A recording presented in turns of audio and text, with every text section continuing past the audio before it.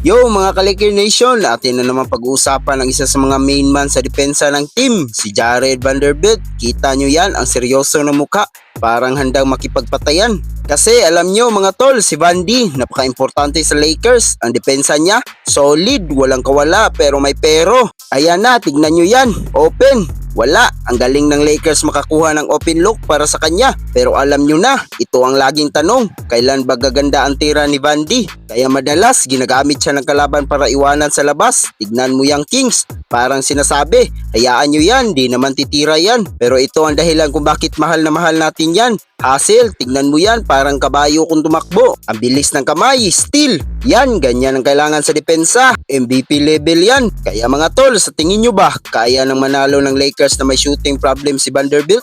Kailangan ba niya talagang mag-improve sa tres? O sapat na ang kanyang depensa at hustle para manalo ng championship? Iwan nyo lang ang opinion nyo sa comment section. Dapat ba siyang palitan o bigyan pa ng tiwala? Kaya mga kaibigan, yan ang usapan natin kay Jared Vanderbilt. Walang duda sa effort, pero ang tira, may duda. Like na kayo, share at subscribe para mas marami pa tayong chismisan. Peace out!